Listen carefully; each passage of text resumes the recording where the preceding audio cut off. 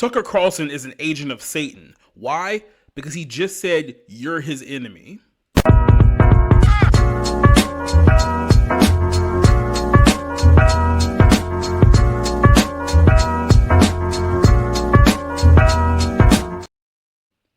Welcome back to the 511 show. In today's episode, we're talking about Tucker Carlson because Tucker has made some very, very interesting comments over the last couple of weeks, but the agenda is very, very clear. Tucker has pretty much outright said that if you are a Christian Zionist, you are his enemy. Now, what is a Christian Zionist, right? Because that's a term that's been thrown around in the last, few weeks to few months, and people really don't know who it is, especially the ones who are being accused of being one. And honestly, it doesn't really matter if you actually are one or not. Here's what it really comes down to. If you are a Christian who is supportive of the nation of Israel or the Jewish people, you will be labeled a Christian Zionist, whether you are or not. That's basically the line in the sand here. And, the left has done this very interesting playbook here over the last several years where they'll call you something, they'll label you with a name, and then keep hammering you over and over again with that label. So that way, in a few years, once people have gotten accustomed to that label and a negative connotation, when things then end up happening to you as a result of them essentially demonizing you for several years, well, then they can just say, oh, well, he was one of them. Oh, he was one of those individuals, so it's fine. It's fine if somebody were to, I don't know, shoot him, stab him, do something really, really horrific to him because he was one of those people.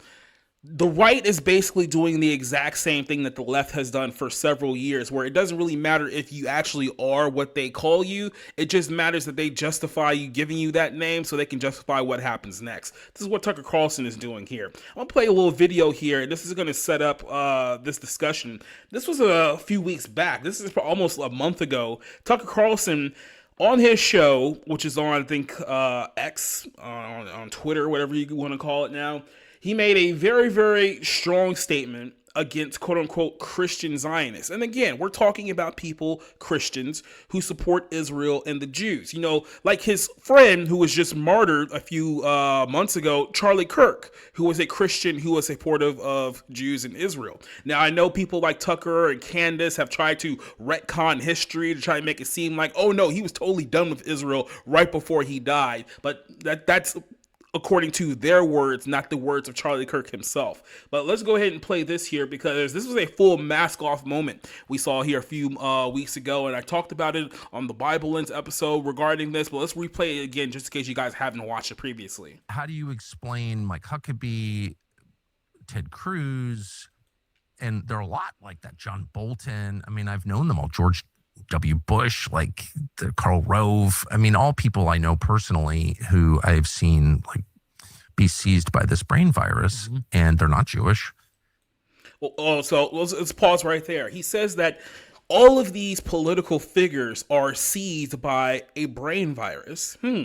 That's a pretty strong word, brain virus. That's the kind of a link to brain cancer, right? What is the brain cancer that all these people are suffering from? Now, he doesn't outright say it in this, but as so many other people have done, and I've done entire episodes regarding this very topic, it's ultimately going to be dispensationalism. Why is it dispensationalism? Because dispensationalists out there are the only ones who actually believe in a future for the nation of Israel. Everyone else is following a completely different playbook. I'll get to that here in a second. Most of them are self-described Christians, and then the self-described Christians.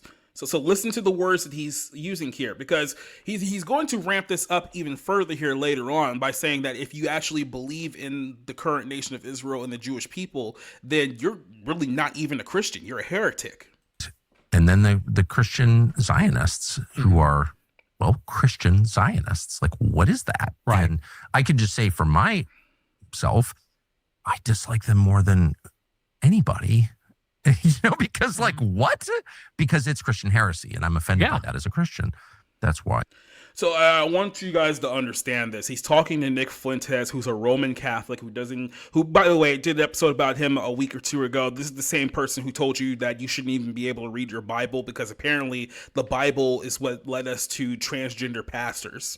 That's the intellectual heavyweight he's talking with right now, while he's saying that you have a brain virus. So keep that in mind here. But this is a guy, Tucker Carlson, who I think by his own estimation was a Presbyterian or a Episcopalian, one of those two. I know he mentioned it was one of those two denominations. He didn't even start reading the Bible up until a couple of years ago when he said that he was attacked by a demon and that he suffered from a full-blown demonic attack, marks and everything. And that led to him reading the Bible, and somehow in the course of that 2 years, he's now become the #1 public enemy of Israel and the Jewish people. So I have to ask the question, did the demon win? Because it seems like the demon may have won. We'll circle back to this here in a second. So I don't, why not? I'm pissed at the neocons, very pissed. I've said that a million times. I've been mad since December of 2003 when I went to Iraq. And so I went and asked straightforward questions to Ted Cruz, because that seemed like there's a sitting senator who's serving for Israel by his own description. He seemed like a worthy target. I'm not going after MTG, who's the most sincere why not go after? Why would you go after her? Because she's not for Israel, right? So this is the game that Tucker has been playing here throughout the entire year. We've seen it. This all started back several months ago when he did his sit-down interview with Ted Cruz, where he went absolutely after Ted Cruz, went after him with harsh accusations and, confrontation. It wasn't much of an interview as it was an interrogation, right? This is the same Tucker Carlson who has sat down with leaders of Iran and basically pitched him a softball interview saying that, oh, look, we're just asking questions. No, it's up to you whether you believe anything that comes out of his mouth, but we're going to ask the questions here, right? But when it comes to Cruz, but then again, you hear it out of his own word there. He says that if you're a Christian Zionist, he despises you more than anyone.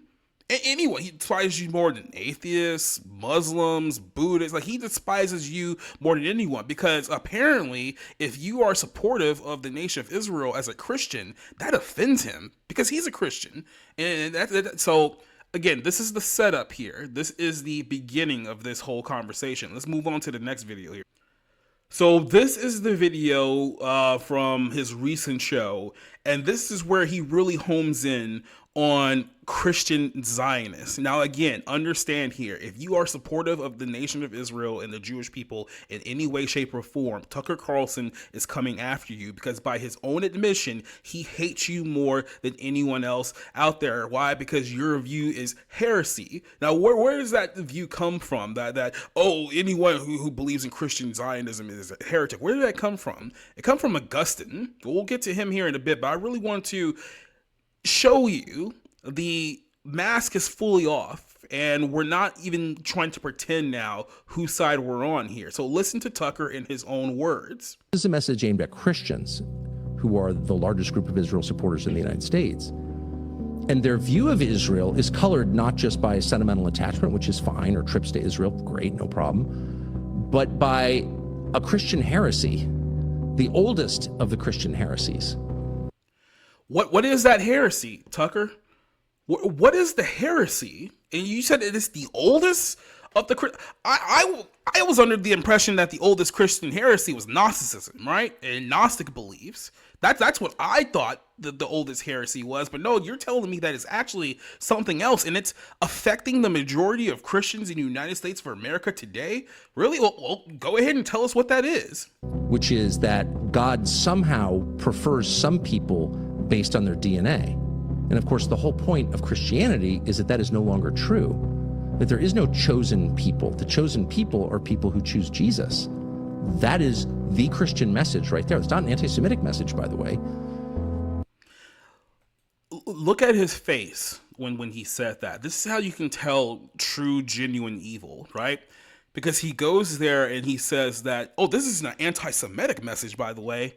And then he grins and smiles right into the camera right as he says that. As even if he knows himself that what he just said was a lie, and he just took great pleasure and joy in the lie that he just told right into the camera, right? So let's pause here for a second, right? What he's saying is that the oldest Christian heresy that exists is that God doesn't just support people or is for a group of people just by their DNA. What is he trying to say here? He's dancing around the elephant in the room, but here's what he's trying to say. He's trying to say that the Jews have been forsaken by God. They're no longer God's chosen people because they don't believe in Jesus Christ. This is what we call replacement theology. Replacement theology goes all the way back to the days of Augustine of Hippo. And I did an entire article about this. You can find it on societyreviews.com. The link is in the description below. But essentially, Augustine of Hippo was a rock star theologian for a multitude of big denominations: Roman Catholicism, Eastern Orthodox, the Reformers, Calvinists, Lutherans, all that stuff. And what was his biggest contribution to quote-unquote Christianity as we know it today? It was replacement theology.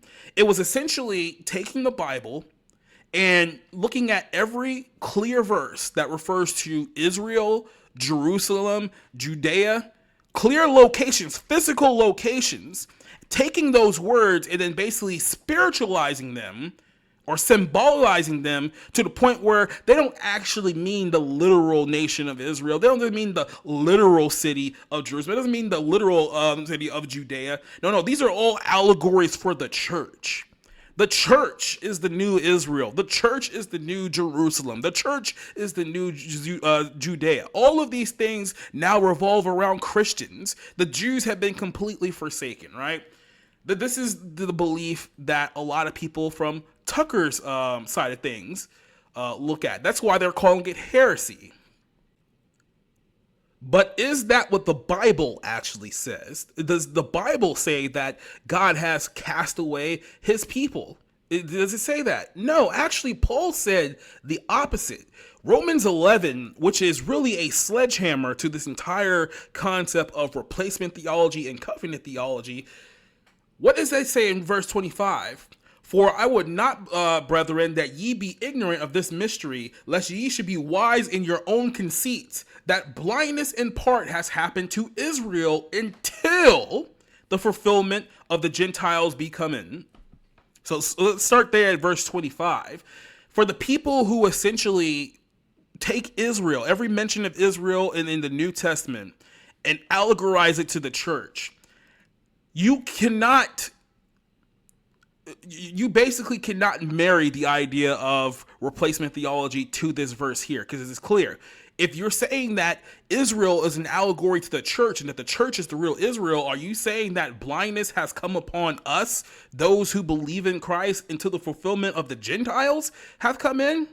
How does that make any sense? We are the Gentiles. As non-Jews, we are the Gentiles. So you're saying is that blindness has come part for us until the fulfillment of us has come in? That makes no sense. What does it say, verse 26? And so all of Israel shall be saved, as it is written. Now, this is where people get angry and frustrated because they try to redefine what Israel actually is. But there shall come out of Zion a deliverer, shall turn ungodliness away from Jacob, or from Jacob. Who's Jacob? Who's Jacob? Jacob is Israel. Is Jacob now an allegory? Is Isaac now an allegory? Is it a symbolic representation of Christians? Is this what's being spoken of here? No. For this is my covenant unto them when I shall take away their sins. As concerning the gospel, they are enemies for your sakes, but as touching the election, they are beloved for the Father's sake. Let's read verse 28 again. They are enemies for the gospels of your sake. Who's the enemies? If Israel means the church, does that mean that we are enemies of the gospel? Is that what it's saying? No, you cannot come to that conclusion with a straightforward reading of the Bible. This is why so many so-called Christians get into trouble, because they try to allegorize and symbolize extremely clear verses to the point where the words that are written on the paper don't actually mean what they say that they mean, and this is why we're here in the first place. But let's get back to Tucker here, because Tucker is going to explain to us how anyone who believes that there's still a plan for Israel, that they're heretics. They're dangerous heretics. Dangerous, actually. It's the Christian message. It's the core Christian message. And yet there are... I was under the impression that the core Christian message was the death, burial, and resurrection of Jesus Christ, which Tucker has never proclaimed at any point of his ramblings against Israel, because there's a lot. I mean, let's be honest. If we're being completely honest with ourselves, Tucker talks more about Israel than he actually does about Christ. When was the last time you heard Tucker preach Christ crucified? Unless he's bringing it up in a way to, blame the Jews for the reason that Christ got crucified. And even then, I will say, is that a bad thing that Christ was crucified? Isn't that the very real thing that saves us? Christ's death on the cross? Why should we be angry about Christ being killed when that's the very thing that saved us, his shed blood on the cross? That doesn't seem like a Christian message now, does it? Many self-described representatives of the Christian faith, the world's largest, who are... But by the way, he says that, this is the world's largest. It's actually not. The majority of Christians that he's talking about are actually Roman Catholics. By the way, that sound this being like left field, do not be shocked. In the course of, let's say, the next calendar year, you may see Tucker Carlson make a hardline turn to the Roman Catholic Church. I'm not saying it's going to happen, but don't be surprised if it were to. Daily sending a different message. And we should be very clear. Whatever this is, it's not Christianity, it is heresy. And among the many... heresy. So again, if you actually believe what Romans 11 says plainly, then you are a heretic according to Tucker Carlson. Okay, let's start there. Examples we could pick. We're going to go, because we couldn't control ourselves, with Lindsey Graham. Watch. To people in my party, I'm tired of this crap. Israel is our friend. They're the most reliable friend we have in the Mideast. They're a democracy, surrounded by people who would cut their throats if they could. This is not a hard choice if you're an American. It's not a hard choice if you're a Christian. A word of warning. If America pulls the plug on Israel, God will pull the plug on us. So, of course, Tucker is going to explain why Lindsey Graham is wrong there, and I would love to hear what Tucker has to think about that, too. God will kill you if you don't support Bibi Netanyahu. That is not what Lindsey Graham said. That is not at all what Lindsey Graham said. So, right off the bat, we're starting off with a strong man of what Lindsey Graham actually says.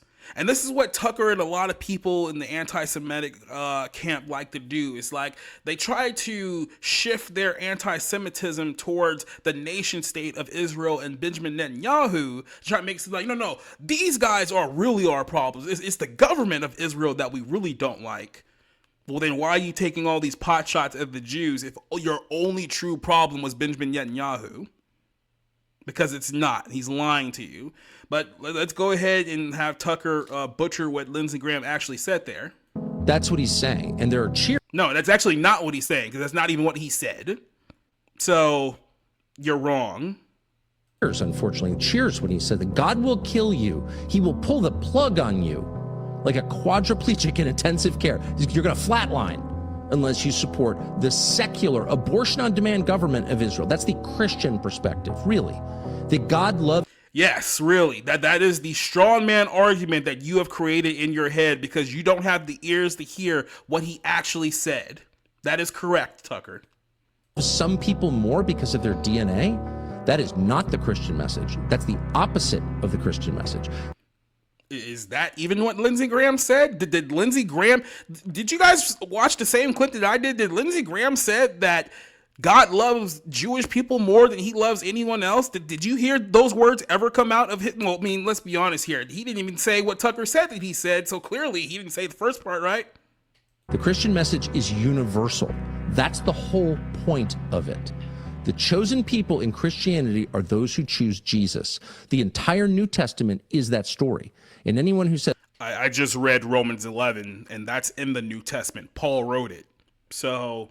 Again, you're striking out pretty hard here, buddy. As otherwise has not read it or is lying. I just read it, like, just now. God does not prefer you because of your DNA or anyone else because of their DNA, period. Well, great. I'm glad that you destroyed that straw man argument that no one else said but you. I'm so glad you took a hammer to that straw man that you created just there. By the way, that's literally not even what... Go on. So the fact that people can stand up in the United States in 2025 and say something like that, and by the way, not... Again, no one said that. No one said that. You're arguing based off an argument no one said but you. No one said that. Even make the case. Just invoke the power of God as a weapon. He will kill you. He'll pull the plug on your country. Do you see what he's doing here? He's trying to discredit Lindsey Graham with words that Lindsey Graham never said. And he's trying to sound smart while doing it. Unless you go along with this. We need more war. Listen to yourself. Oh, yes, right. It's Israel that's starting all the wars. Israel is the aggressor here. It's not all the nations that openly call for the death of Israel. It's Israel that's the cause of all the wars, right? Right, Tucker? And it's not just Lindsey Graham. It's the Speaker of the House, Mike Johnson. It's a lot of people, some of whom are very nice people. People have dinner with. They're very nice people. You can have dinner with them. I still hate them. I hate them more than anyone, actually. Them. They seem perfectly normal. But this is a heresy, and it's deranged. And you know it's deranged because it is a justification for killing the innocent. And in Christianity, if there's one thing that's crystal clear, it's that Christians cannot abide the killing of the innocent. People who have done nothing wrong cannot be killed. Okay, what happens when you're dealing with an ideology like Islam that very much believes in killing the innocent? Would it not be the Christian thing to oppose that viewpoint? Would that not be the Christian thing to do, Tucker? Or will Iran and Qatar not allow you to answer that question? Which one is it, buddy? So let's get to the meat and potatoes of this whole argument here. You basically have two groups of people. You have Christians who actually believe what the Word of God says and believe in the prophecies that are going to happen because it is written. And then you have those who claim to be Christian. They wear Christian as a badge of honor, but then they don't actually follow anything that the Bible says.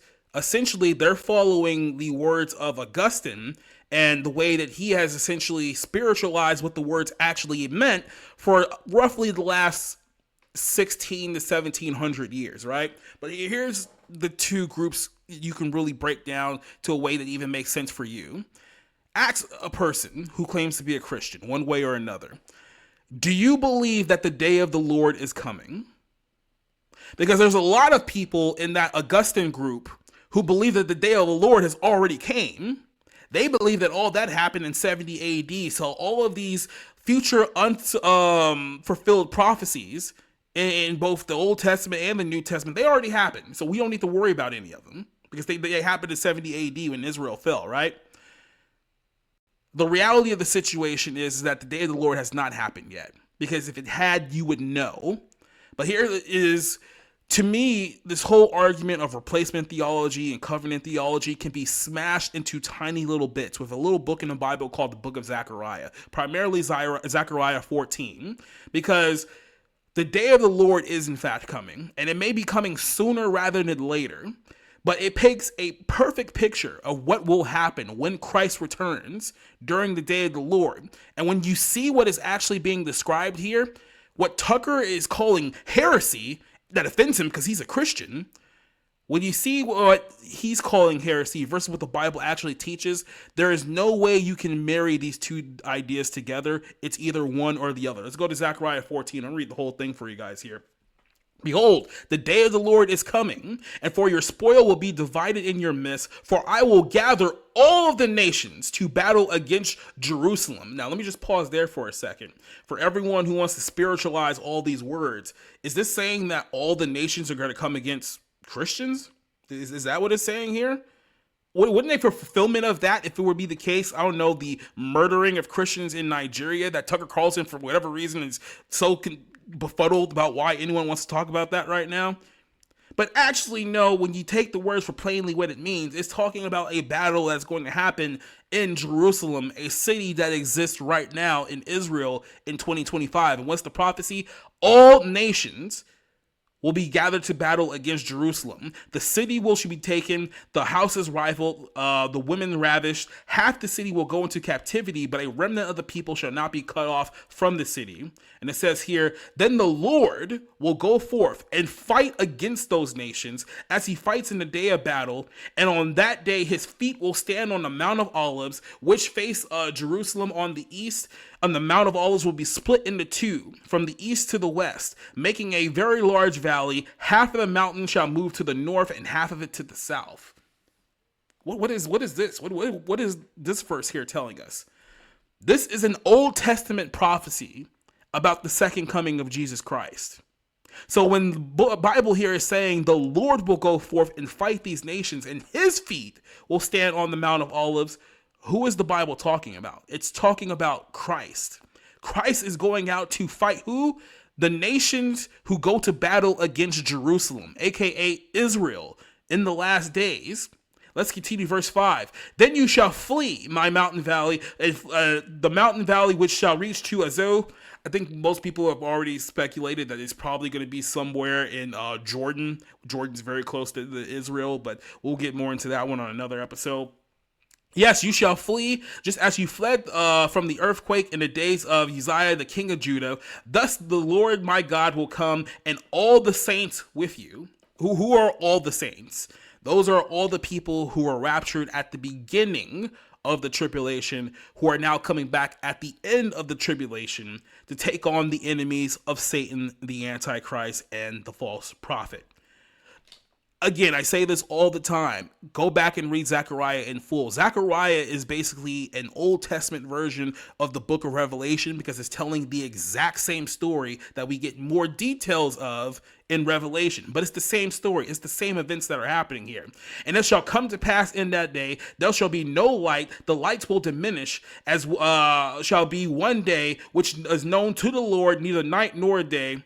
But at the evening time it shall happen, and there shall be light. And in that day that the living water shall flow from Jerusalem, half of them towards the eastern sea and half of them towards the western sea. Now, it's important to note here, like I said, when you juxtapose this and cross-reference this to the book of Revelation, you guys know that the 7 bowl judgments in Revelation turns quite literally all of the water and all of the sea life in the world into blood.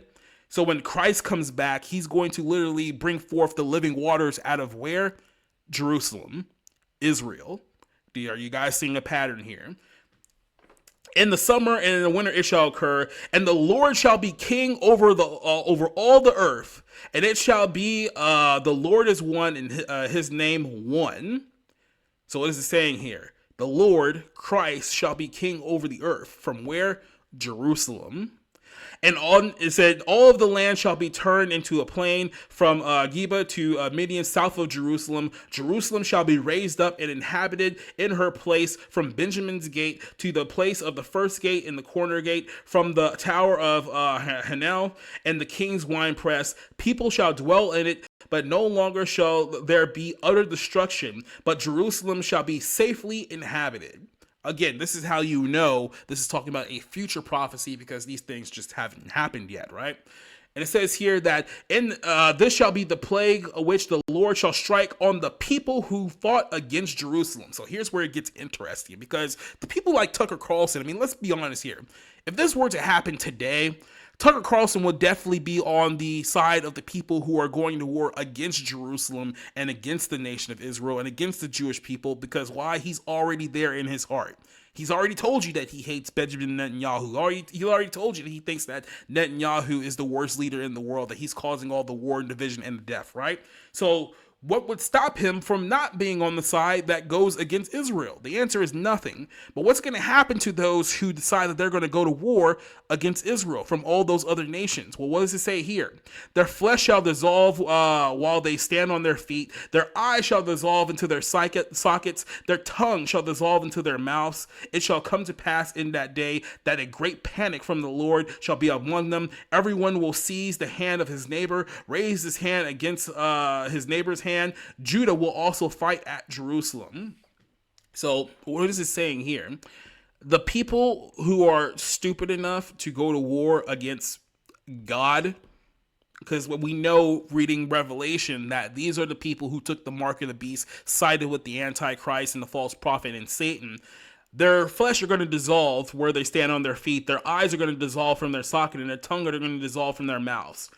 It's going to end very, very horrifically for the people who decide that they're going to go to war against Israel in the last day. So this is why Christians, the people who you call the heretics and have the brain virus, this is why Christians by and large support the nation of Israel, because unlike the people who claim that this already happened, we know how this story is going to end. We know where Christ is coming back to, where he's going to rule from, and who's he going to destroy. So when you know how this is going to end, it makes it very, very easy to say, yes, is the current nation state of Israel in unbelief? Yes, it is. Do the Jewish people, by and large, believe Jesus Christ is their Messiah? No, they don't. There are some Messianic Jews out there, but they're very, very few and far between within the Jewish community. We can admit that. So is that true, that Israel's in unbelief and the Jews are in unbelief? Yes, it's all true. But what's going to happen is that one day, through great tribulation, Israel will be redeemed by the Lord, and he will rule in Jerusalem, in Israel, with his people. Don't believe me? Let's go down a little bit further here. Let's jump down to verse 16 for a second here. As the nations worship the king. Who's the king? Jesus. Well, what does it say here is going to happen to those nations who thought that they were going to go to war against Jesus in Jerusalem and in Israel? What's happened to those nations? Well, let's read it here. And it shall come to pass, meaning that it's going to happen, that everyone who is left of the nations which came against Jerusalem shall go up year to year and worship the King, the Lord of hosts, to keep the Feast of Tabernacles. Now, Tucker went through this whole thing about how God doesn't favor anyone because of their DNA, so they're not the chosen people anymore. That's the Christian message. Well, let me ask you this. If the Christians are the new God's people, why are we being forced to keep a Jewish holiday? Does that make any sense? The Feast of Tabernacles is a Jewish holiday, one of the 7 primary Jewish holidays in Leviticus 23. So why would us, the real Jews, the real Israel, why would we be forced to keep the Feast of Tabernacles? Are you going to argue that that's an allegory too? That somehow doesn't mean what it says that it means? No, when you start seeing the truth, you start tearing apart the lies. And it shall be that whoever the families of the earth do not come up to Jerusalem to worship the King, the Lord of hosts, there will be upon them no rain. And the family of Egypt will not come up and enter. They shall have no rain. They shall receive the plagues with the Lord strikes the nations that do not keep the Feast of Tabernacles. So actually, this is not optional. The nations of the world, all of them, will have to come to Jerusalem to keep on the Feast of Tabernacles. They will have to, or else literally God will curse them. Just like when Ted Cruz was saying those who bless Israel are blessed, those who curse Israel are cursed. You're going to see that come back in play here. Even though all these, the anti-Semitic people were tearing Ted Cruz apart for him saying that, it does very much come into play. It says verse 19 here, this shall be the punishment of Egypt and the punishment of all the nations who do not keep the Feast of Tabernacles. Verse 20, in that day, holiness to the Lord shall be engraved on the bells of the horses. The pots of the Lord's house shall be like the bowls before the altar. Yes, every pot in Jerusalem and Judea shall be the holiness to the Lord of hosts. Everyone who sacrifices to come together and take them and cook in them. And in that day, there should no longer be a Canaanite in the house of the Lord of hosts. There's no way whatsoever you can marry the idea of replacement theology, covenant theology, supersessionalism, whatever you want to call it, with the book of Zechariah. All of these things have not happened yet. They're going to. The day of the Lord is still coming. Christ's redemption of the nation of Israel is still coming. It doesn't matter if they don't believe right now. They will believe in the future. And in the future, Christ will reign among them and the believers, and they will all be his people. So you won't be able to sit there and be like, oh, they're not people just because they're DNA. It's like you won't be able to say that anymore. Christ is coming back for his people, for his land, for his nation. And one day he will, in fact, rule the entire world from that nation that you hate so much. So let me ask you this. Does hating the nation of Israel make you an enemy of God? Why don't you read Zechariah 14 and ask yourself that question? So that's it for here. We'll keep an eye on this Tucker Carlson situation because it is going to grow here. And like I said, the tide is turning, and it's turning fast. They're not just coming after Israel and the Jews now. They're coming after Christians who support Israel and the Jews. So understand, in the coming months, the persecution is going to start ramping up. The persecution, the libeling, the attacks, it's going to ramp up here in the next few months, and you must be prepared to take a side. Do you want to be on Tucker Carlson's side, on Candace Owens' side, on Nick Fuentes' side, on Ian Carroll's side, Dan Bilzerian, Jake Shields? You want to be on those people's sides? Or do you want to be the side of Christ? You only can choose one or the other. So which one are you going to choose? Until then, I'll see you guys on the next episode. Adios, goodbye, and guess what, guys? Good night.